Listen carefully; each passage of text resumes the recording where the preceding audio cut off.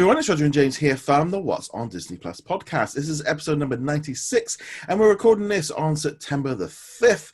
So in this episode, we're going to be talking about Mulan. I'll definitely be giving my thoughts on the movie. We'll be talking about the whole thing of Mulan and how that's all being sort of just been blown up over the weekend.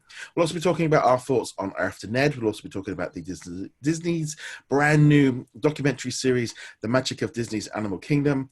We'll also be talking about returning to production and also a little bit on Mandalorian Season 2. But before we go any further, I just want to say a huge thank you to all of our supporters on Patreon and also on YouTube membership. So this is going to be a bit of a shout out. So we've got Lauren, Jacob, Sarah, The Juice, What's on Netflix, and Andrew and Julie all over on our Patreon. While on YouTube membership, we've also got Mike, Eddie, Jay, Joshua, Drew, Sarah, and Adam. And so a huge thank you to all of your support in helping us. So just a big shout out to everyone. And obviously, if you are a Patreon or a YouTube member, you get to ask your questions for the weekly Q&A videos, which are now put up live on Sundays. And you also get access to extra content, including a brand new episode of our retro podcast, which is going to be all about Oliver and Co., which I'm going to be recording right after this. They will get access for a week before it becomes available to everybody else. So there we go. So that's a quick plug in. Again, just a big thank you to everyone for doing it. And if you haven't already done so, make sure you do subscribe either on the audio platforms or on YouTube. And yeah, so let's jump into it. So let's talk about Mulan. Mulan is the big release for the Labour weekend. I'm going to get into my thoughts on the movie in a bit, but first I just want to get through a few little bits of news about it. Obviously, Disney has been completely focused on it this week. There's not really been a huge amount of other news other than one little story with the Mandalorian that we'll get into, but they have been focused on this. They've been plugging it away, promoting it, pushing it, and I suspect that'll be the case over the weekend and for the next few days. They're going to want everyone to know that Mulan is on Disney Plus. Just a quick note: if you are not wanting to pay the $30 or whichever price it is in your currency, it is going to be coming to everybody on Disney Plus on December the 4th. So that's December the 4th. If you don't want to pay that price, they've been very upfront. They put it on the front screen when you log on, and I really can't sort of, you can't knock them really for sort of being very open and transparent about that date. They don't normally do that with movies. They like to kind of let people keep them on the hanging, but they were very open with this one, don't you think? Yeah, it was actually a surprise. I was not expecting them to announce when it was coming, and I also wasn't expecting it to come 3 months. But I know that they want that to be a push for giving Disney Plus subscription for Christmas, or hopefully some family time, even if it maybe is a little more restrictive this year. Yeah. So I do appreciate that they're very much upfront. It's in December, and it was before Mulan launched. So you knew in advance, and there was no trickery and no, hopefully no buyer's remorse where people like, I bought it on September. Why is it available now in December? For people like me, I think that was kind of that final push where it's like, okay, I don't have to spend the $30. I can wait and not feel too bad about it. Whereas people with families or who need, something right now, new entertainment can go, all right, it's worth it. Cause that's still 3 months. That's not a short period of time. And time seems to flow differently this year, just in general. Yeah. I mean, this is the thing is, the Facebook group this week, and especially yesterday, we have over 135,000 members, and let's say yesterday it's been very heated. There's been the tribe of people that have brought it, have really enjoyed it. You had the odd person saying they regretted it, but generally you got a lot of people saying this is fantastic value. We're having a great experience, having a great movie, really enjoyed it, great. And then you got the other people going, I'm not paying for it. It's too much. It's too expensive. It's not worth it. I don't want to condone, lots of the things like, I don't want to condone this type of action. It's not the same as cinema. It's not the same experience. And it's right, really kind of, it's quite a pull. I would say it's almost 50-50 right now, because it really is just, a load of people don't want it, a load of people do want it. And I think the big issue primarily comes from those with families. I seem to be loving the idea of that it's saving them money. They can experience it all together. They're having a get together or having a night to do it, and they view it as a bargain, or if they view it as this is a perfectly priced, fine price, I'm saving money here. And then you've got probably in the same boat as sort of you, where it's like maybe you're on your own, or you only ever pay for yourself to go to cinema. So therefore, $30 is really expensive compared to going to the cinema. So therefore, it's not, the price value isn't right wrong. For me, we both sat down last night. I purchased it. It was £20. Two of us sat there. We watched it. We got in the snacks. We turned everything off. We turned the lights off. We turned the volume up really loud, and we had it as a proper. I said no. I said no distractions. Phones off. We lit. It was like we were watching this properly and having. It's like I paid for this. We're gonna watch it. And we turned it. And we had ice cream. We had chips. We had chocolate. We had the. We went the full hog and turned it into a night. And therefore, but for me, there was two of us watching it, so instantly the value is different, and I'm going to watch it again. And that's really kind of this really weird. There's such a weird dynamic on this movie of personally, I think if Disney start doing this for all movies that when they go to DVD or to iTunes, etc. If they get access through Disney Plus, I'd much rather do it through there. It makes sense to me rather than using another app. And I think that's how we're going to start seeing coming in. But it's a very strange little system here. Yeah, and there's a couple of factors involved there too. If we're talking about stuff that was previously properly released, that's going to be in the future, obviously, because we've already got everything at this point. I would expect it to not cost $30. It'd be like here in the States, we have some theaters that exist not on movies that are released now, but on movies that are just about to hit DVD release, and you want to get that one last push. And they're normally super cheap. $5 to see the movie, and even the popcorn and stuff probably isn't as expensive. The college I went to back in the early 2000s had one right across the street from me. It was great. Got to see all sorts of movies really cheap. I could see this being the same kind of thing with Disney Plus. This let's say Soul. I don't know if it's going to go premium or if it'll have a theatrical release or whatever, but let's say it has a theatrical release, and before it hits Disney Plus, at the same time it hits iTunes or Amazon and all that, you can get it at about the same price on Disney Plus as a last thing, or you can wait a couple months for it to come, just like Mulan, where you got the 3-month wait. I don't have a problem with that. I realize some people will, but some people also feel like everything should be on Disney Plus immediately, and etc. There was a lot of that as well, and people kind of don't doubt it. And also a lot of people are going, well, you don't. And I think there's that kind of thing. Like you said, a lot of people are expecting everything to be in there for free. You've paid your subscription, you should get everything in there. And Disney's kind of turning it more into like a Amazon Prime. And I think we're going to see much more of this, because you're going to have Premier Access. You're then going to have, probably by the looks of it, Star internationally as well within the Disney Plus app as an add-on, something like that. So you can see where Disney Plus is going to change. And I think people's mindset was like, I paid a subscription, I should get. And it's like, other apps do this as well. So it's not just like it's Disney are doing something completely different. But I do have to admit, I agree with the majority of those people who are like, if it's coming to Disney Plus, it should be part of the subscription. I think that comes with the caveat, though, that you don't expect it on release day to be part of the subscription package, whether or not it's released through Disney Plus as a premium or a rental on Amazon or anything like that. The expectation that Mulan would be day and date free release on is just not feasible. Black Widow, Soul, any of them. The ones that have come before, we're in very weird times. That would not have happened in a normal 2020. Well, that's it. I mean, had 2020 still been going as normal, Artemis Fowl would have been released in cinemas in May. The One and Only Ivan would have only just been released in cinemas in August. We wouldn't have seen Artemis Fowl on Disney Plus probably until December. And then the One and Only Ivan probably would have been dropping around about January, February time.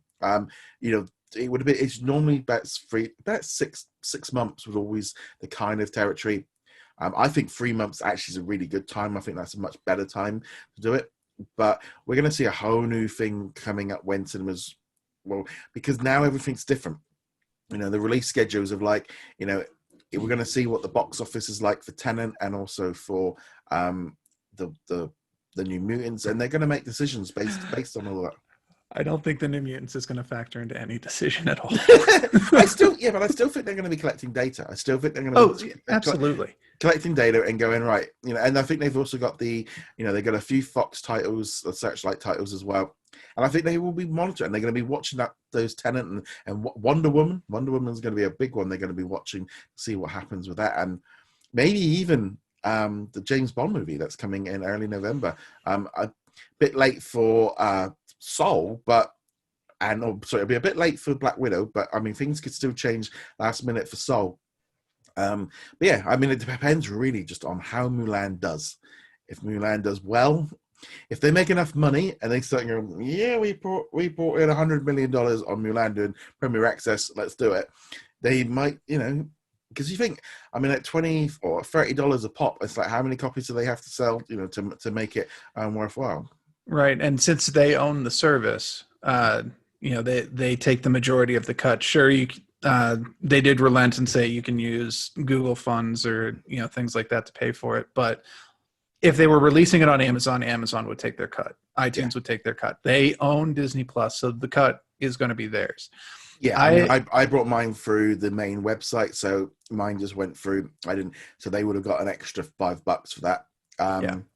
But that's just me. But just so generally, I think as a whole, Mulan, there's a lot of excitement about it. Now, I just want to got anything else you want to add about Mulan with release of it? I'll just reiterate what I said last week, which is vote with your dollar on this. If you think it's unfair, don't pay for it. If you think it's a perfectly reasonable price, then pay for it. Just don't get into arguments with other people over their choices. You can respectfully disagree, but there is no need for name calling or insulting because someone decided to buy the movie and you think that's a stupid idea, or you think the people who are protesting the idea. Let people have their decisions, debate it peacefully. I know that's asking a bit much on the internet. But I mean, this is a prime example. We two are in the exact same boat of I paid for it, you didn't. And that's ultimately, I respect your choice to wait. But also, I think it makes a big difference on the type of movie. Because it's amazing how many people have said, well, if this was Black Widow, I'd have done it without even a second's thought. So, it's like, that's where that line is like, well, if it's a movie that you really want to see, suddenly it's like, would you do it with Black Widow? I think I said last week, and I'll say it again now. Yes, I will probably I will probably buy Black Widow if it releases on this model before the end of the year. Yeah. I think, though, for me, I will get the value because I will almost certainly watch it twice, unless it's an absolutely terrible movie, and I have no expectation that it will be. Yeah. Mulan, without having seen it, I can't say whether I would watch it multiple times. A kind of catch-22 going on there.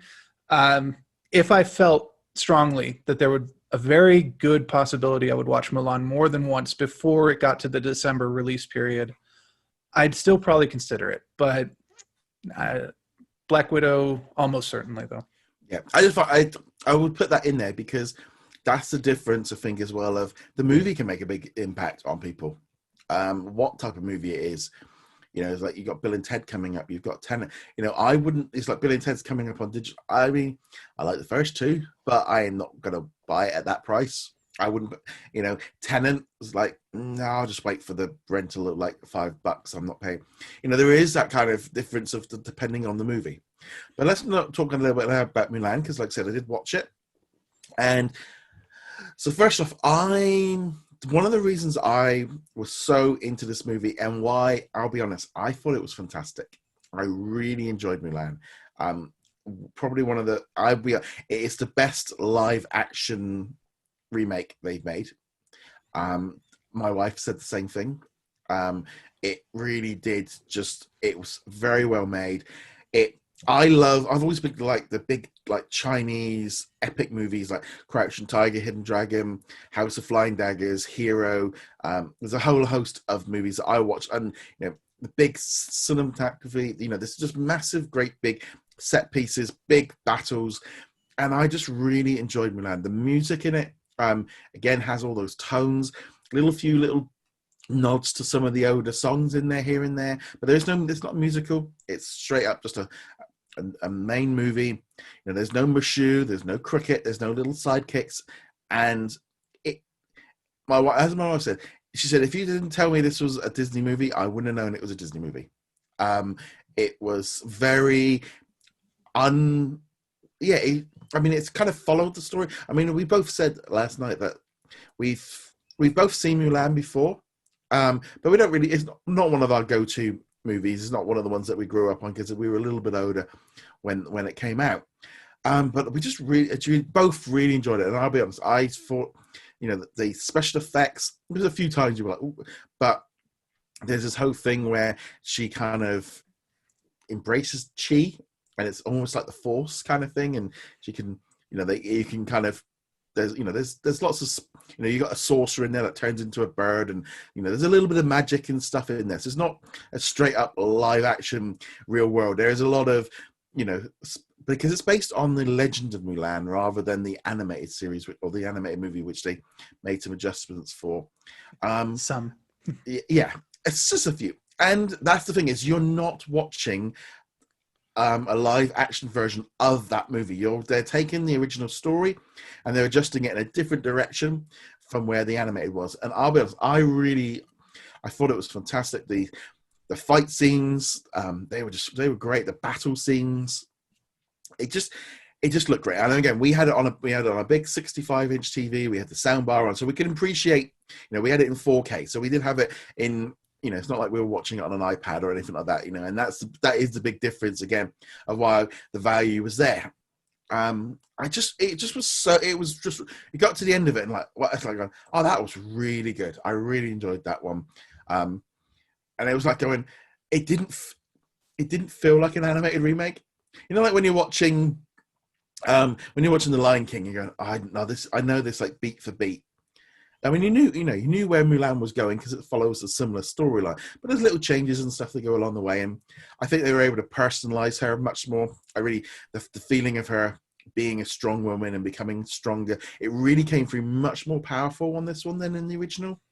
About being accepted and just a very powerful, strong message, and I just really enjoyed it, and I really can't stress that enough. If I was to rank all the remakes, this one is at the top. This one, I've said before, I really liked Aladdin. This one, just a completely different tone as well. Serious. There's not like you're sitting there laughing. I don't think you probably laugh once. It's a very serious tone. And yeah, I just really enjoyed it. It does sound good. And I do appreciate if they're going to do remakes, it sounds like that's the way I would like them to do it. You've got the same essence of the story. You've got the same basic idea of the story, but it's not a shot-for-shot remake. And I think the better movies that they've done remakes have drawn from the animated movies, such as Aladdin, like you mentioned, but you can definitely go, there are differences. There are things they did differently, not just small things like that character who disappeared or something like that, or Iago's completely missing from Aladdin, things like that. I had a couple of questions for you regarding it. Obviously, you mentioned there's not very much humor, but how westernized does it feel? Because the animated movie is very westernized. Humor, the way they talk, all the phrases they use, not just Western, but modern Western, Western civilization, not like the Mandalorian. Yeah, I would say kind of like there's no it's set in the time frame that they're in. They keep it. They play it straight. There's no reference to any other time. They keep it in there. A little bit of a voiceover and stuff, kind of explaining what's going on. But generally, yeah, I wouldn't really say that it had anything like that. It was, yeah, because the first one it very much embraced anachronism and Eddie Murphy referencing things, not as much as Robin Williams did in Aladdin. Obviously, that was kind of a whole level, but you could tell it had a modern sensibility to it. The other question is, how colorful is the movie? And I mean that literally, because you referenced some other movies like House of Flying Daggers and Hero. And in Chinese cinema, color, they love their vibrant colors. Not quite as much as Bollywood, but a lot. So how colorful is the movie? Right. So first off, I mean, Mulan, when she there's one scene in a different location than you were expecting that's very colorful, and it really made the HDR pop off the screen. Also, just her outfit with when she's in in a red outfit at the end, I mean, we've all seen the posters and stuff. It stands out because it's such a grey environment. She just pops off the screen, and all the armor, they all pop off the screen because they stand out from the background. Just so, like, when she does her makeup and stuff, it really stands out. And yeah, it looked very crisp. There's a number of times going, "Oh, that does look good." It's like, I think they shot a lot of the outside stuff, and then when they go to like the palaces, for the Forbidden Palace, it's immense. You can just see just as far. And as someone has been to the Forbidden City in Beijing, and it just blew. I think that's the thing as well, of being someone who that loves the Chinese culture and loves the Chinese city, and seeing it I was like, wow, that just looked fantastic, and you could really kind of see all that coming off the screen. Yeah. One other question that occurred to me while you were talking. There are a number of fights in the story, in the movie, and such like that. I think you already answered that, but are they more like wire work kind of fights with people jumping around, Crouching Tiger style, or are we talking more like Jackie Chan choreography? She is full on flying upside down, left. Gravity doesn't seem to work at some points. It's very floaty, but I really like that. I really like that whole figure. Like, she's hitting stuff and jumping around, and I think she spent half the time upside down. Kind of Chun-Li, kind of from Street Fighter. Then there's a kind of thing of, they're running up walls. Just gravity doesn't exist at certain points because she has chi, and chi kind of becomes like the force. And it's kind of funny when was it Donnie Yen is kind of teaching it. And I mean, I was half expecting him just to go, the force is on me. I mean, he was. Ooh, sorry, hit the mute button by mistake. Yes, you muted me because I was going to mention Star Wars. I'm still muted. Am I still muted? No, you're not. You're not. There we go. Okay. Because I mentioned Star Wars when we're talking about Mulan, you muted me. Donnie Yen very upset as the blind monk from Rogue One. Well, either way, I forgot he was in this movie, actually. That he doesn't get, at least in the ads that I saw, he doesn't really get mentioned much. But I do really like his action movies. Not quite as much as Jackie Chan. He's more serious, whereas Jackie is much more comedic. But he's got some really good roles. I think I'm pretty sure Hero. I think he was. I think he fought with the. Well, Jet Li's in this as well, and he plays the Emperor. Yeah, he plays the Emperor. Oh, okay. The cast in this movie is fantastic. It really is. I mean, it's got some fantastic Asian actors. Pretty much. It's like I said, I watched this movie. I pretty much recognize all the actors. I've seen them in other movies and stuff, and I was just, you see Jet Li when he's sat and he's the Emperor, and he's like, yeah, they just look good. And Jason Scott Lee is Khan, and it has a big villain, and it's just really good. And the Sorcerer, she's kind of interesting as well. I'm not going to go too much into that because I'm going to spoil the territory, but she's a really interesting character, someone new, but also brings that kind of, she changes everything because when she's there, it kind of removes it from reality, because suddenly then you realize it is a legend, and they're kind of embellishing stuff. And it's it's definitely floaty. I am definitely looking forward to watching it in December. Maybe if I can share an account with my mom or something like that and split the cost, I'll do it before then. Yeah, it's only going to be good. Yeah, it's only available till like the 2nd of November to purchase. Actually, I didn't know that either. Yeah, they put out on the announcement that it's only available till the 2nd of November, I think it is, which I think makes sense, because in that way, if you buy it then, you've only got 30 days access. Maybe they don't want to have people buy it and then the following week go, it's free. So they've kind of removed it. It does feel like they've kind of worked out how not to try to annoy as many people as possible by putting little caveats in, and being very open and transparent about it.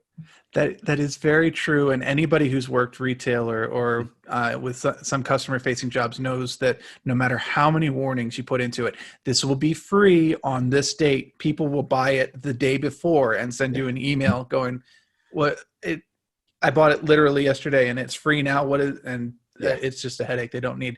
That is smart. I will give them that. Yeah, no, you got to give them. I thought, well, that was pretty good, and also it was just. So if you are getting access, just be aware of it. So if you're thinking of maybe watching for Thanksgiving, I mean, if you're waiting that long, you might as well just wait another 2 weeks. But just be aware of that one there. But yeah, a fantastic movie. I'm gonna be honest, I'm gonna be doing up a written review. It's gonna be getting probably 4.5, 5 stars, and my wife said 5 stars. So and we don't mention your wife's opinion on here too often, but I do know that she has a much harsher opinion of many of the Disney Plus originals than either of us do. Yes, let's just be. Yeah, she's not really liked. She did like The One and Only Ivan, and she did like Hamilton, but yeah, she's a much more like, if it's rubbish, she doesn't pull in a bunch, and she enjoyed it. So that's always like, whew, that one went all right. So moving on from there, let's now talk about To Ned, a brand new series that arrived. That's one that I haven't showed to my wife because for that reason. This one is a brand new talk show. Got all 10 episodes with Ned as a puppet. He's basically on a planet and he beams people up. I watched 6 episodes. I did have early access, so I was able to watch them a little bit more in advance. I didn't get to see all of them. There was one episode which I know that you mentioned that I haven't seen yet, and I'll be honest, after having gone through the 6 episodes, I was a bit like, yeah, I'm not gonna waste any. I didn't like it. It was all right. I kind of gave it. I mean, I gave it 3. It's like 3 out of 5 was like, it's all right, it's fine. But as I kind of went on from it, it's like, when it actually became available, I don't really want to go back and watch it. It's like, it's fine, and I'm sure people like it, and I know some people are saying it's really good. And it's like, I get a lot of stick for this of like, when I say I don't know who the celebrities are, like I've got like this sudden thing of like, well, you're just an over. It's like, no, I know who celebrities are. I follow celebrity news all the time. I know, celebrities, but they really went for some. It's like Andy Richter it's like, what? How on earth do you launch a new show and bring in a sidekick from a chat? Because the other thing, the chat shows over here, they air them on some weird channel in the middle of the night. They're not TV here. We don't tend to watch them. I mean, I remember watching Conan like 20 years ago, and I was like, really? You brought him in as your first person? And I'm going, how are kids supposed to know who these people? And they had Reggie, some other guy from another chat show. And I'm like, how are they supposed to, kids supposed to know who these people are? Because they're late night TV shows. I didn't quite get that. It was funny because the exact same thing happened on the Not So Late Show with Elmo. I think his very first guest was Jimmy Fallon, and I'm like, why would you bring a talk show host on? At least Jimmy Fallon. I mean, I can understand. Yeah, no, that I would definitely. Brian, not the sidekicks. I will agree with that, but it's like, why is your first guest a talk show host themselves? I don't. Yeah. So I skipped the first episode. Yeah. I've skipped the first 7 episodes because they dropped them all. I watched the episode with Gina Carano and Joel McHale. I have not seen most of Joel McHale's work independent of this, but I do know who he is, and I know his shtick and all that. I've only seen him this year in the Tiger King special and the Discovery Shark Week thing. I saw him in the other week. I'd never really heard of him before, and I'm like, yeah. So. Well, he's got his own show on Netflix, and he carved out a little space for himself as like a video commentator to people releasing their videos and him, doing funny comment. America's Funniest Home Video. I don't know. We don't get it over here. Yeah, America's. It makes sense. But people send in the videos. Now it's browsing YouTube, and he provides snide commentary on the side. He's very good at it, no question about that. It's just not my thing. And they do that shtick in Ned's talk show as well. Yeah. See, we have Harry Hill with You've Been Framed, so we have our own version of it. You see, of course. Yeah. I don't know if we stole it from you or you stole it from us. But there again, it's that thing of like, if I put Harry Hill in front of all of you guys, you'd be like, who is he? I have no idea who that is. Exactly. And I think this is my one thing with this show was like, I know there's a few people on there that I do recognize, but and there's always this kind of like, when I put up a review, I thought I'd try something a bit different with putting up the review for it.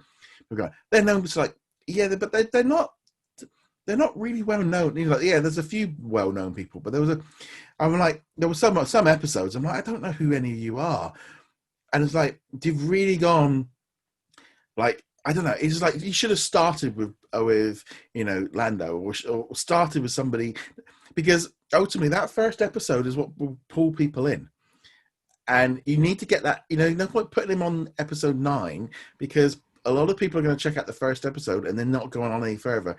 It's like he had one scene in Elf. It was just like. Well, so we've talked plenty about the celebrity guests on it, but not the actual content of the show very much yet. And I will say there's probably a reason for that. Okay, so you go first. What did you think of that? All right, so the one that I watched, like I mentioned, Joel McHale did his shtick. The theme of the episode was, what are sports? Ned's trying to learn what life is like on the planet and all our human eccentricities, and apparently his planet has no sports. So Joel McHale is trying to explain sports, but then they just segue into him doing nature videos that he's commentating as if they are sports, which was admittedly a little amusing, but at the same time, it's kind of like, they only did 3 videos. They didn't even go into the depth with it. And then they brought on Gina Carano. Obviously, we know her from The Mandalorian, but she was an MMA fighter before that, and she talked a little about that. So it was fun hearing a bit of her history and how she grew up and how she became an MMA fighter. But you really, or at least I've really started to feel the weakness of it, of the premise at that point, because at least here in the States, talk shows are generally used as promotional kind of thing. You bring on Daniel Craig to talk about the new Bond movie coming up, and he'll have a clip with him, and they'll talk about the movie, maybe segue a little into whatever's going on in his life, and then the week after you'll bring Mark Hamill to talk about Star Wars. But when they're doing this, there's nothing they're promoting. They can't talk about Mandalorian 2 yet because we know nothing about it except the release date. Joel McHale, they're not going to have him hawking for his Netflix. Yeah, go watch my show on Netflix while you're on my Disney Plus. That's not going to work out. And so it was cool to learn things about Gina and Joel, but at the end of it, like that wasn't even a fluff piece. That was just them talking to a puppet for 20 minutes. Well, this is what I found. It's like they had, I don't know her name, Gillian, that was in Magic Camp. The first episode, they were kind of playing up more on the idea they didn't know who. It's like that episode hadn't aired in Earth yet, so nobody knew who they were, and so they'd just been kidnapped. And I sort of watched it, and they're playing games, and I'm going, like, I just looked at them. This is like they're playing a character. They're playing a character. It was a bit like, this isn't. It's like, okay, they're not really even talking. She's playing at it, and I was like, it was just annoying me. I was just going, and then. And they're like, oh, yeah, I'm a talk show. And like, okay, I just really struggled with. And then they had Billy. I watched one with Lando on Billy D. Williams. And then he was in full, because the whole theme of the episode was Star Wars. And they had Reggie on talking from this talk show, talking about his love for Star Wars. I'm like, okay, you've got your own Star Wars. Why didn't they put? It's, I don't know, just like, why didn't they put Gina in at that point? And then, like you say, they had Lando, and he's kind of just like, you can tell he doesn't got a clue what's going on, and it's like, okay. And I was like, oh, I'm really struggling with this. Again, like I said, they got nothing to talk about, and they're just filling, and they're just kind of messing about, but they can't really interact with him because obviously Ned's not. This would have been so much better at being the Muppets. This would have been so much easier for them to kind of. I don't know. The actual, Ned looks fantastic. The set looks lovely. Cornelius is a bit of an odd character, and then you got all those weird little puppets running around the background, and it's like, that all looks great, but I don't know if it works. It just, like, I can't. Yeah, the production values were great. They were fantastic. Ned looks amazing. The articulation, all that was great. His little sidekick character was fun. They had some weird, like, furry worm things that tried to eat Joel, and those were entertaining. There was nothing wrong with the basic setup, but they didn't do anything with it. My big worry with this series is, like, it doesn't appeal to adults because it's too fluffy. It's too light. There's no content at all. There's no humor. There's nothing. And then for kids, and they're going, most of this is going to go over your head. It was like, I'm like, well, where are you aiming with this? It's like, if you're aiming for kids just to be laughing because it's a puppet, I don't know. It's just like really weird. Of like, it's like, who was the target here? Because I'm looking at it wasn't kids and it wasn't adults. So who was it? I don't know. I had this idea when I was watching it, though. Rather than making it a show, and bear with me on this, I know some people are going to not like this idea right up front. If you were ever to need to refurbish Cosmic Ray's Starlight Cafe at Walt Disney World. Mind you, I really, really like Cosmic Ray's. I enjoy the atmosphere, and the food's one of the better options on the cheaper side. But if you were to replace Cosmic Ray... This is a restaurant at Walt Disney World in Tomorrowland that has a big puppet in the middle of the room that sings to people, just so in case any of you haven't been to it. And has galactic puns, lots and lots of puns based on galactic events. Actual galactic events, not like Star Wars or whatever. So the idea would be, if you ever replaced him, put Ned in there and do one of two things with him. One, you could do him semi-interactive, kind of like Turtle Talk with Crush. Have somebody who can interact with the kids and do some canned lines or something. Or he could even be like a news broadcaster for the parks. Yeah. And throw some spice into it, like, oh, the Space Mountain Express encountered some asteroids, so it's delayed, which means the ride is down for a bit. It'd be a fun thing to do with it. You've got the character. It makes a lot more sense than this show. And I do love Cosmic Ray, but he is starting to show his age in the articulation and the movements and such. It's kind of like a weird thing with Earth Ned. Is that on one hand, I do not think the dropping of this all at once helped this, because I think it's like, with 10 episodes to go, you're like, are you gonna binge watch it? Because I don't know. I feel like had this been stretched out, people might have been a bit more like, oh, there's a new episode. Oh, I like Gina. We'll watch that. Whereas now it's like hidden. It's like, it's going to be, and then also it completely got wiped out with Mulan. Mulan just took all the steam away from this show completely. I mean, the next week we've got nothing. So why they didn't push After Ned to next week? I don't know. It's just, I really question that week, why they didn't do the weekly drop for After Ned. I know they maybe didn't have enough faith in it, but it feels like this was a show which maybe could have done with some more space between it, like the Muppets. I don't know. I kind of went the opposite direction with it, where I was kind of glad they dropped the whole thing all at once, because I was able to go, okay, I will watch the episode with the people I want to hear from. And if I hadn't been bored with it, I would have gone on and watched the Billy D. Williams episode as well. But this way, because if they dropped the first episode and I'd watched it, I would have just been like, I'm not watching any more of this.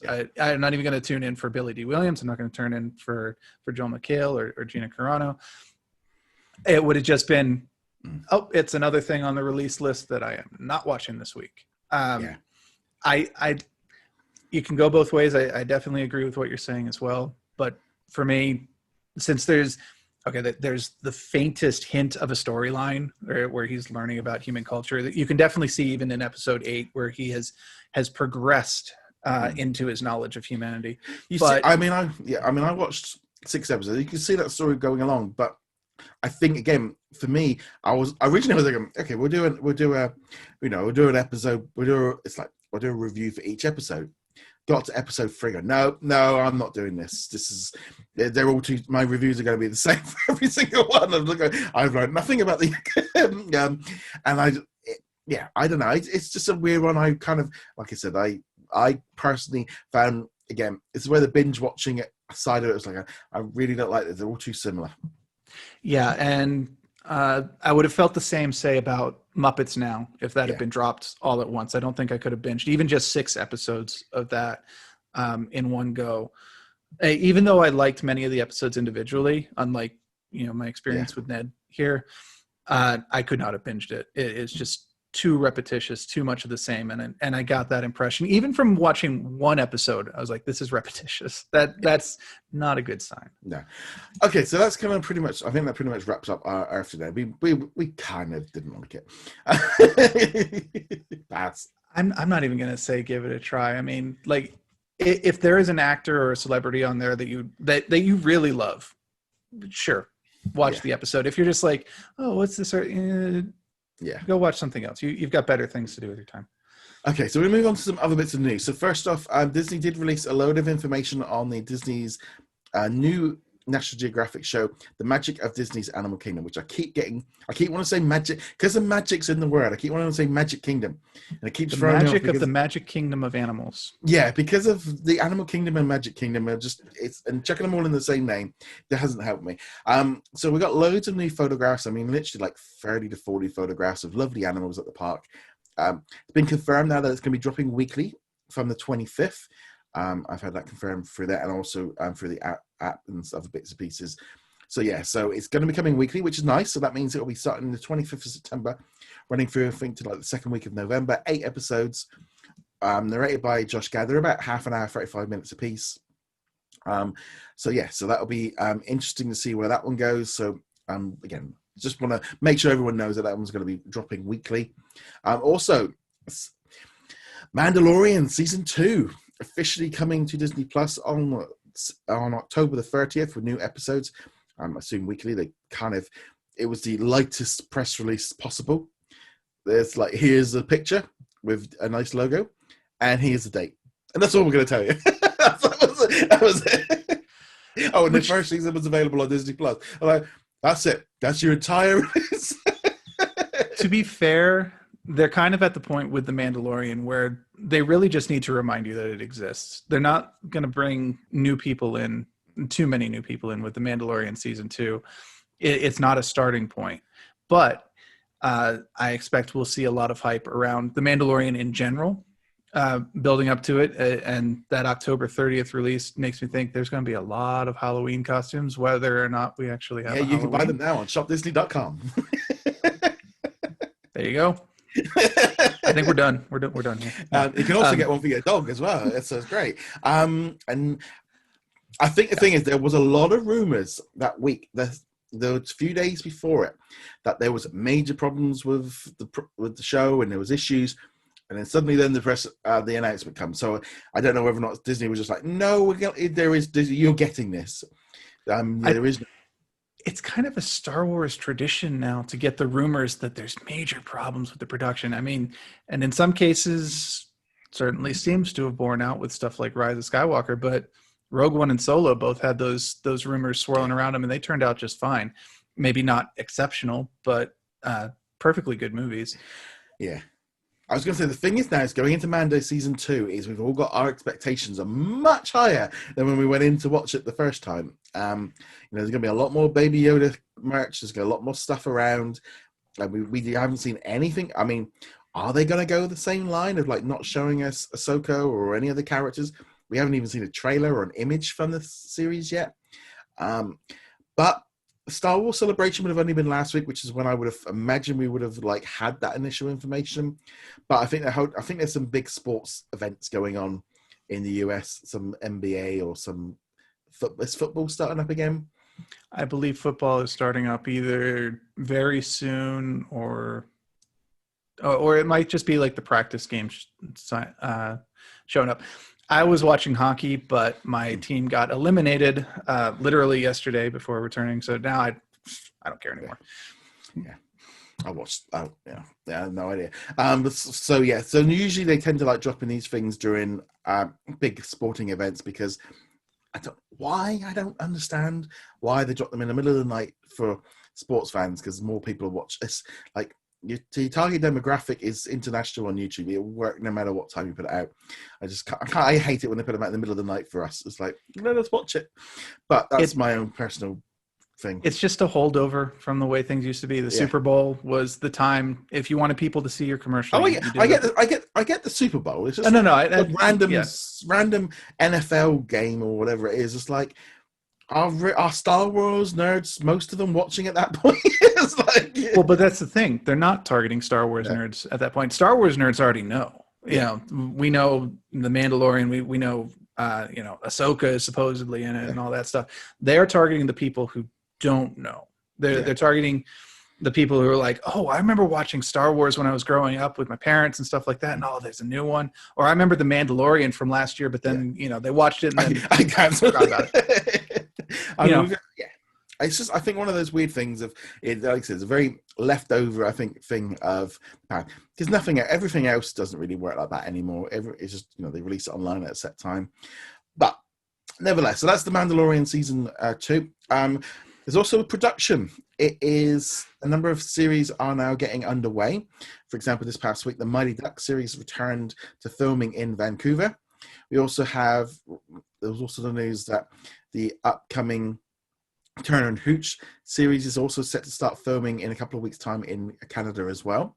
Meanwhile, over in Atlanta, the Falcon and the Winter Soldier, they are apparently due to return next week to film some content in America before they then fly out to the Czech Republic through October into November to finish off the 3 weeks that they were supposed to be doing in March, because they were actually out there at the time, and then they all had to rush home because the country was shutting down because of the coronavirus, and that was just prior to all. So if that isn't the word to everybody, please just don't expect Falcon and the Winter Soldier for a while. Because even if they finish filming on the Friday, it's not all going to be out the following day. They need to edit it. They need to treat it. They need to clip it all in. So I think as far as we should look, Falcon and the Winter Soldier is not, I cannot see it coming into 2020 unless they get it out the last week of 2020, the first episode.